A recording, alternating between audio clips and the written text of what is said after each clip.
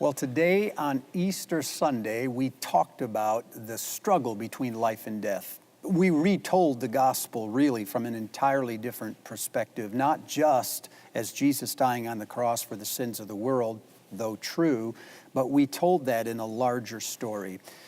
Think of the entire story of life as a struggle between life and death. In the Bible, whenever something is alive, it's reproducing, it's getting larger, it's flourishing. Options become more instead of fewer, and the horizons get longer. When something is dying in the Bible, it's not just ceasing to exist, it's losing power. It's the horizons are getting shorter and the options are getting fewer. Now, when you think of life and death in that language, you start to understand that life and death are both powerful forces at work in the world today, whether the world admits it or knows it or not. So think of the gospel as God's solution to this struggle between life and death. Even in some of us, we want to do what is right, that's life, but we get caught in these cycles that keep eliminating options, and they keep shortening our future, and they diminish our power, and they separate us from community, and those are all symptoms of death.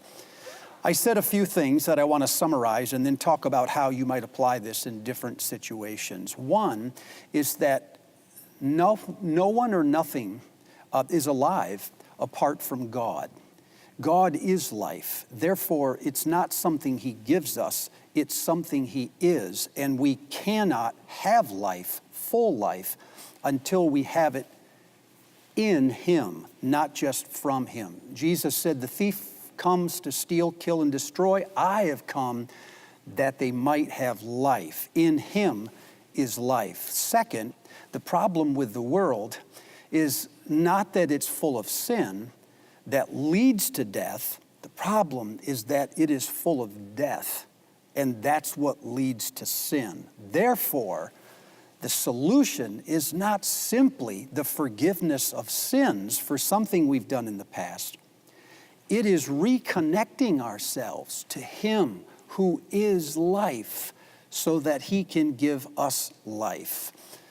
Third, the only way to have life then is for God, who is life, to come into this world and to recreate the human nature.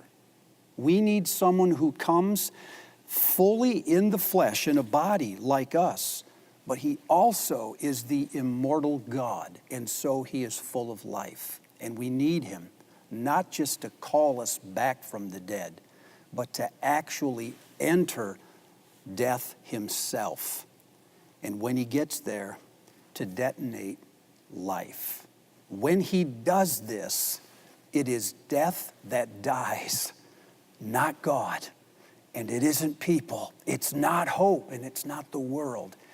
It is the power of death itself. He literally blows it up by going into the heart of it and releasing the life of God. That's the message of Easter, the way we told the story this morning. Now, if you're working with a small group or a Bible study, the way that you might apply this is to talk amongst yourself about the story of salvation. What is the story that you grew up believing and hearing and telling? And what did you believe when you, in a sense, got saved? Remember, tell that story and compare what you were told back then with what you heard today or what I just told you. Where are the stories alike and where are they different? And how does this story of God releasing life into the kingdom of death, how does that change your perspective?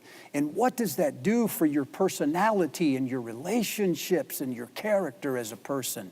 Maybe you'll close that time by just giving testimonies. Now, if you're doing this in a non-church environment, it's even better because people everywhere, whether they know it or not, believe it or not, they live in one of two cultures. Either the culture you work in or live in is getting better. Either people are thriving and they're getting more connected and their options are getting more instead of fewer, the horizons, or They live and work in a culture where people are becoming disconnected. They're turning inward. Their options are getting fewer, and they're getting worse, and their horizons are getting shorter. There's really only one of two cultures when you look at it like that. So in a non-church environment, on your team or in your office, talk about what culture has penetrated your environment. How are we living? And talk about the importance of treating one another and living with one another in ways that resemble life instead of death. Talk about the outcomes of your decisions and the things that your office or your team is doing.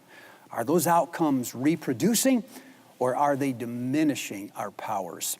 I believe this is the place where the gospel of Jesus Christ can be the most powerful. It can speak not just forgiveness to a world that has sinned, but it can speak life to a world that is dying. I'm going to be praying this week that God will empower you as ambassadors of life to live that life wherever you are.